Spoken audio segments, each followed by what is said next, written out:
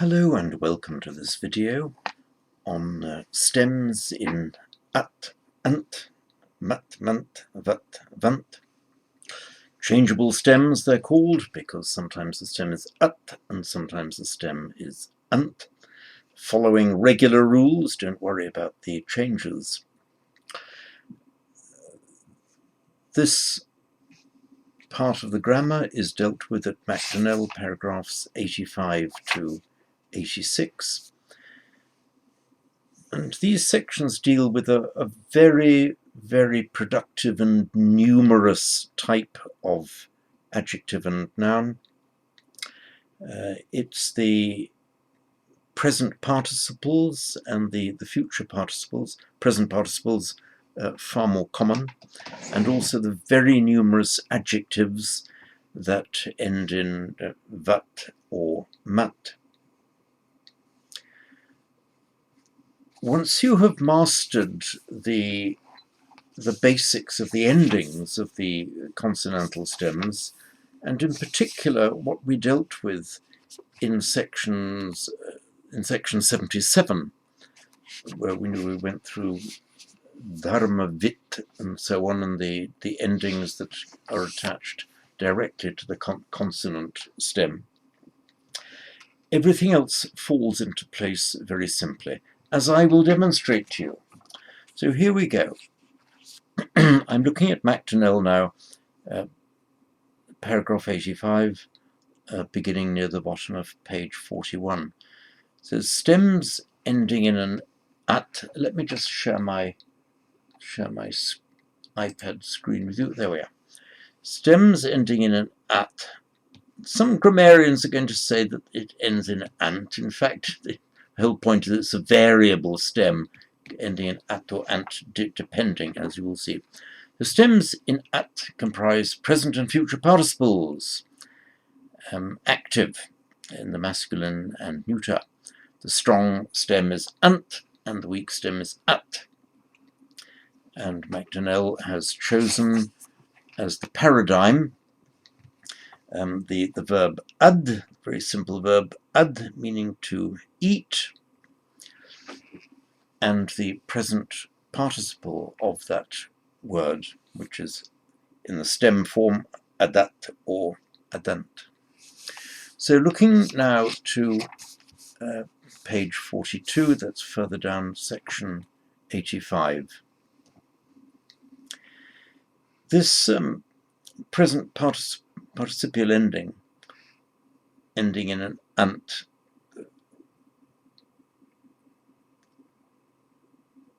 though no Sanskrit word actually ends in an ant, so it's a bit of an abstraction.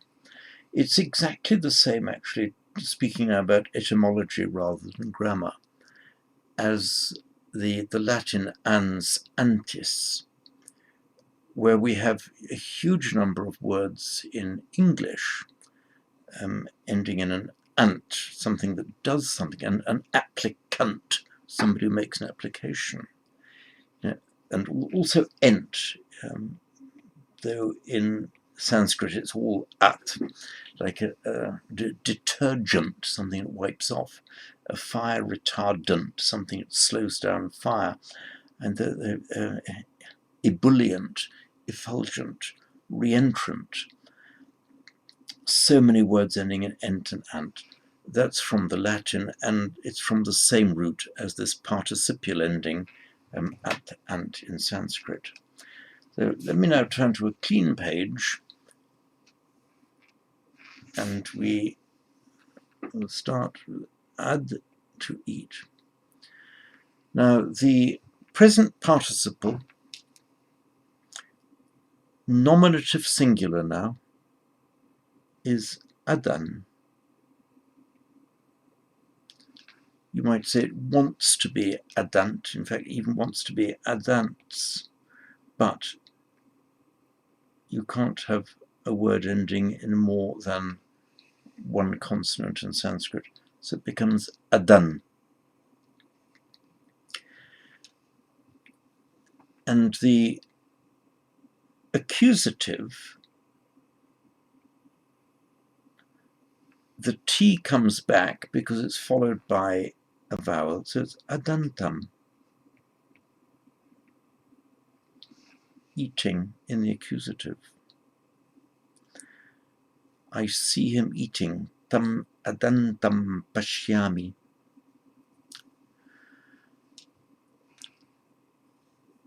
Throughout the rest of the singular, so here we have the N in the nominative, we have the full form NT in the accusative. After the nominative in the accusative, that's the instrumental, dative, ablative, genitive, and locative singular. The N drops out and the stem just ends in a T, so adat. So the instrumental is adatta. You will remember when we dealt with the unchangeable stem, I gave you the dharmavid example, and the instrumental was dharmavida. The accusative was dharmavidam. That's an unchanging stem. It's always vid. There's no N that comes and goes. So adan, adantam, and adata. Now you can already work out for yourselves what the rest of it is, because it exactly follows the model of our dharmavid word, the unchanging stem. So the dative is nominative, accusative, instrumental. I'll use the numbers. 5, 6, 7. 4, 5, 6, 7. Adata. So the dative is adate, the characteristic a ending for the dative. The ablative and the genitive, vide, yeah, and dharma vida. So this is adata in the genitive, in the ablative and the genitive, the fifth and the sixth. And the locative, adati. Remember, we had dharma vidi. So if you've learnt the endings for the dharma vid, the paradigm given by MacDonnell in his book is suhrid, literally good-hearted. That's in his paragraph 77. That's it. You now know how to decline the singular of the present participle, remembering only that that in the nominative and the accusative it has that N. The nominative wants to be adant, but it can't be because, or even adants, but it can't be because where you have any word in Sanskrit that, so to speak, wants to end in more than one vowel, you have to, one consonant, sorry, you have to knock off consonants and so it can end in only one. So that's why the nominative's adan. Accusative doesn't have a problem with having the double, with the two consonants there, the N and the T, because it's followed by a vowel, adantam. So here we are. So adan, adantam, adata, adate, adata, adata, adati. And to take another word, walking or going, from the root char. So we have charati. So, and the plural, charanti. There you are, here's your clue. You knock off the T and you will almost always get the nominative singular of the present participle. Char, charati, plural charanti, nominative present participle, charan. And then it'll carry on like the rest. Charan, charantam, charata, charate, charata, charata, charati. I'll look now at the dual. Note that in the dual, it goes exactly like our Suhrit and Dharmavit. We're talking about the masculine dual here. It goes exactly like Dharmavit and Suhrit, save that in the nominative and the accusative, it's the strong stem. It has the NT, whereas in the rest of it, the N drops out. So dual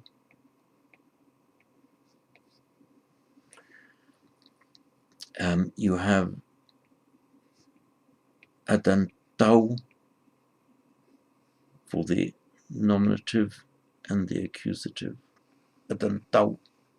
Remember, we had dharma vidau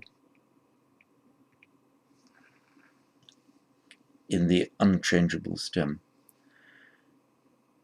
For, using the Sanskrit numbers here, 3, 4, and 5, exactly the same as our dharmavid suhrid stem, just ends in biham. So it is adad biham.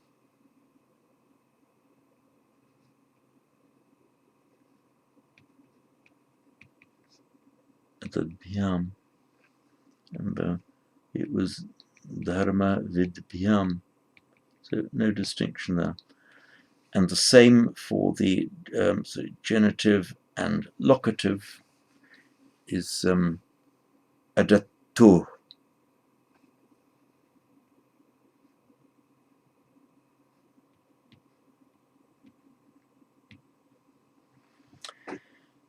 Just bear in mind, in the adadbhyam, the stem is at, not ad. You might say it wants to be adatbhyam, but by pure sandhi, the T has to change to a D because it's by sandhi, because it's followed by the bhyam ending. The voiced consonant forces the T to become voiced to a D. So this D here, changed to D, is purely a phonetic matter. It's not a matter of grammar as such, a matter of sandhi rather than grammar. And where it has the opportunity to revert to a T here, at the tu, it does so. Now looking at the plural, the nominative, again it's the strong stem with the NT, it would be adanta. Adanta. Remember, dharmavida. Note, however, that in this changeable stem, the accusative plural has the weak stem. So nominative plural, adanta, accusative plural, adatta, without the N.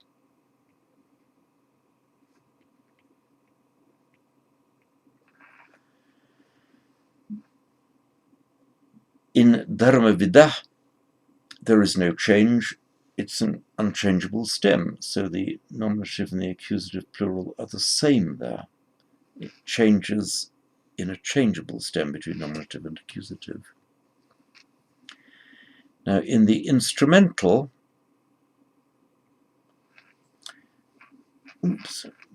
we had dharma vidbhi, and we have exactly the same in the changeable ant stem. It's adadbhi. And as before, as with adadbhyam, the final T, what would otherwise be the final T, changes to a D because it's followed by the voiced consonant ending b. So it's adadbhi.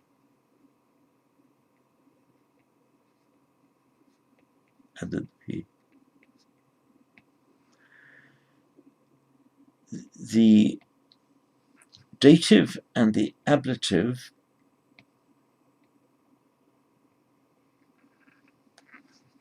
are the same for the plural. Remember, it was, instead of the bhi, the ending was bhya. So it was dharma vidbhya. And the same in the present participle, adad bhya.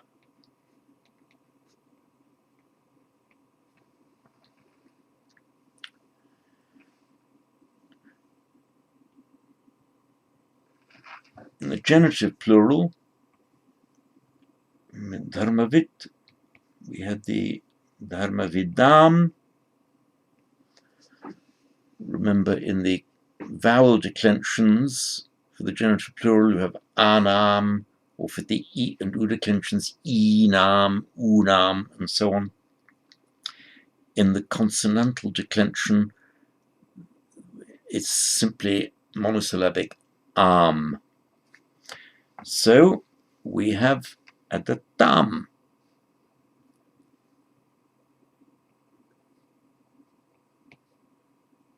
Adatam. And in the locative, it would want to be, it ends in a su, it would want to be vidsu, but you can't have that. The D becomes a T before an S, so it's dharma vidsu.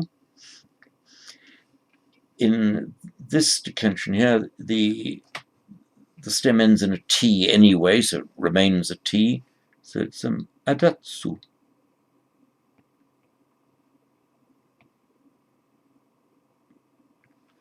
So here we have it. Here we have the plural. It's adanta, adata, adadbhi, adadbhya, adadbhya, adatam, adatsu. Note the ambiguity, potential ambiguity. The context should make it clear.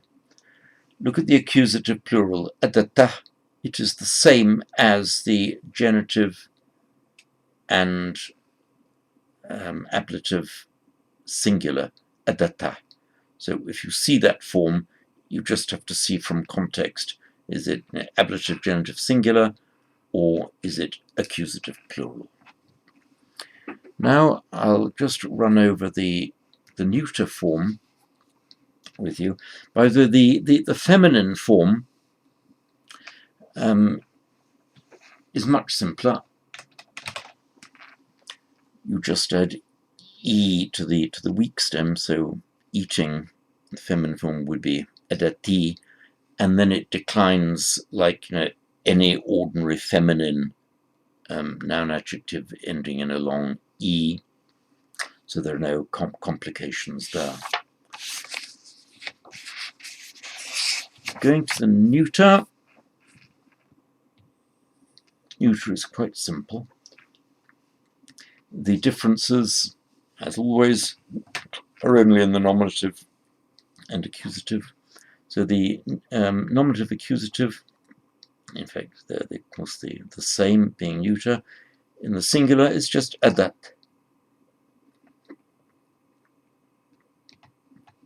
Simple as that. And the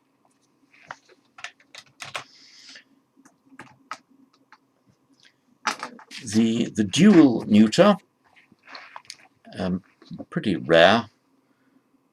I'll just give it here for the sake of completeness, is adati. Adati. That's nominative and accusative. And the plural, nominative accusative, is adanti.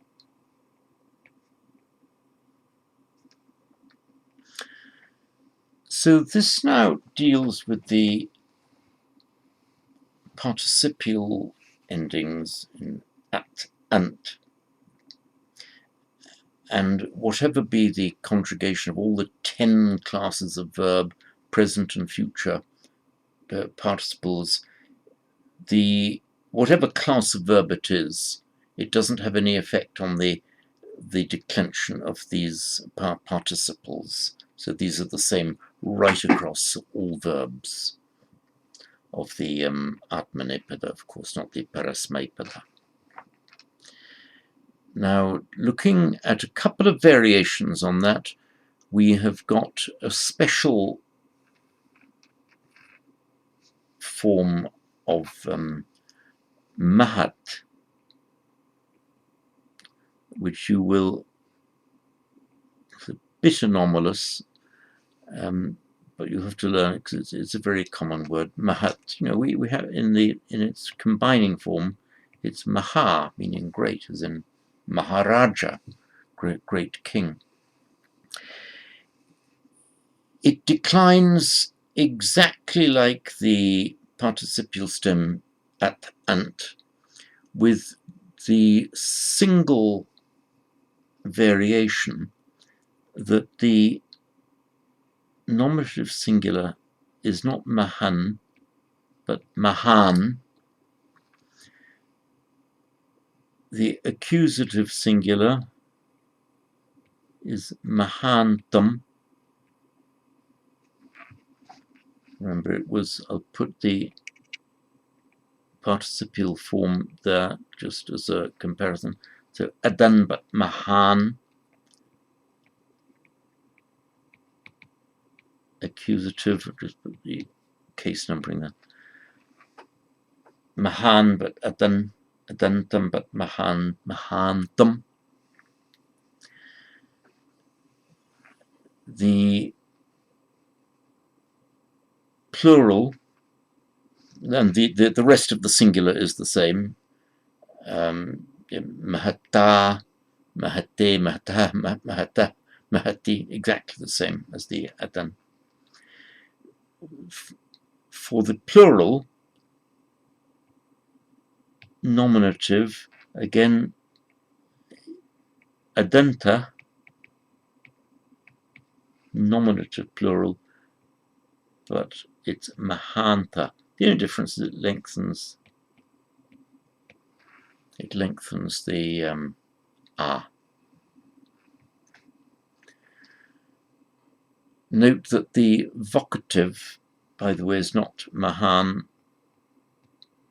but Mahan, with a short A, Mahan.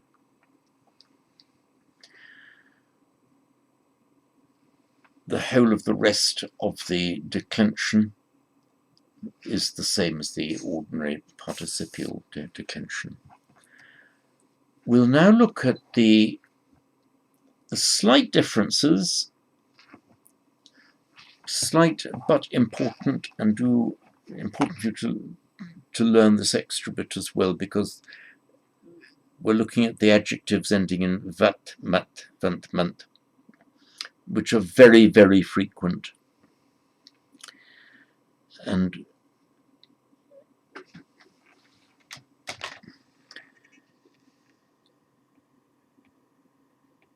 mat, vat. The difference between them is that if the vat follows a word ending in an a,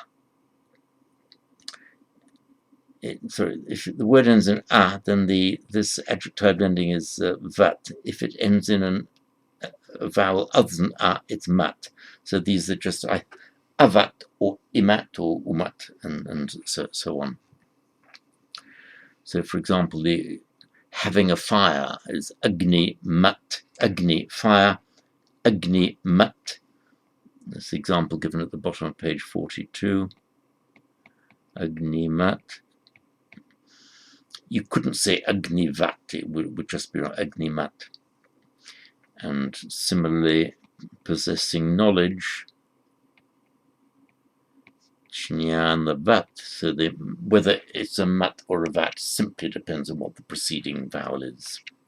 So let us now look at the declension of these. The declension is exactly the same as the participles ending in at and ant, with just one difference, only one difference, and that is that in the nominative singular, it ends in van or man. So in the nominative singular, adan, eating, one for nominative, but wise, buddhimat, buddhiman, nominative, buddhiman, that long buddhiman, and knowledgeable, jnanavan, and the rest is just like the participial ending. So it will be jnanavan, jnanavantam, jnanavata, jnanavate, jnanavata, jnanavata, jnanavati, and so on.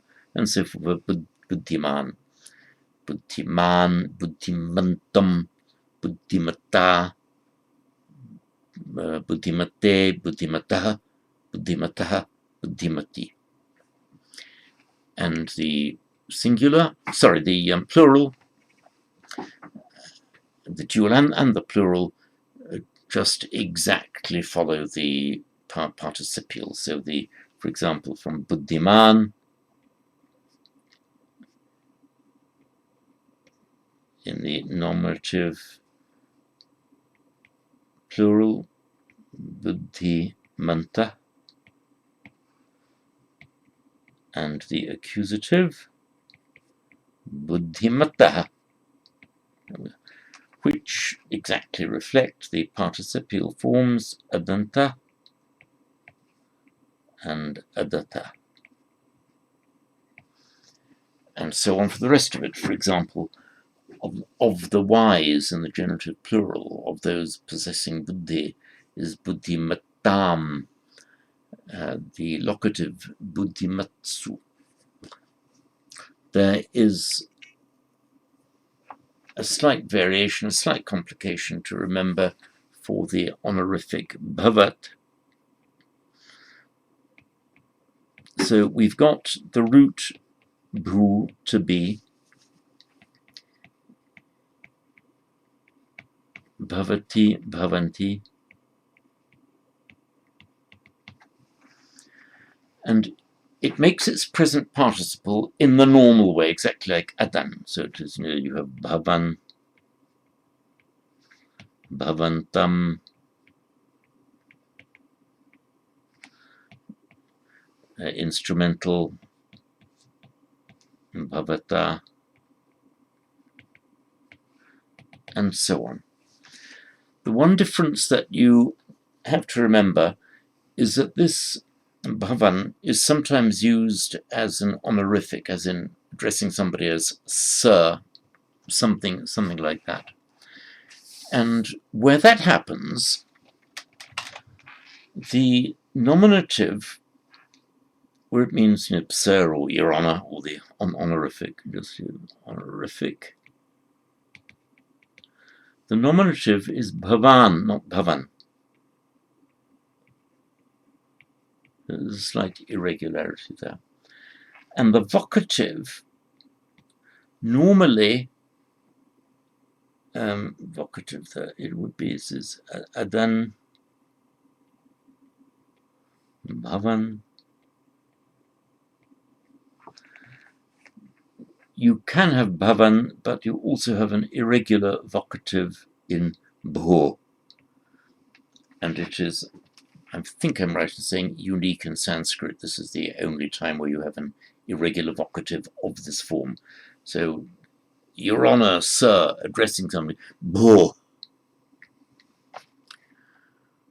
And which is a contraction of an earlier form, which I don't think we see anymore, of bhava or bhavas. So that's all you have to remember for this honorific form, just the nominative bhavan and the vocative bho. Otherwise, it declines like an ordinary participial bhavan, adan, bhavantam, adantam, and so on. And finally, there is the kiat, meaning how much, and also yet, this much, davat, that much, yavat, that much, and so on, which decline in the nominative, as in kian, a bit like the vat endings, and the accusative kiantam. So apart from the long an, long a in the nominative, the rest is exactly like the participial ending adan, adantam, and so on. So this concludes the section on the changeable stems in at, ant, mat, mant, vat, vant. This video is followed by a similar one where I deal with these same, I cover the same ground in the Pali grammar. Those of you who are going to look at the one for the Pali, I do urge you to master these sections of Macdonnell, because once you do, the vagaries and actual and apparent irregularities of the Pali will become very simple, and they'll fall into place, and you'll see why the otherwise inexplicable becomes regular and explicable if you trace it back to the Sanskrit. Good, that concludes this video.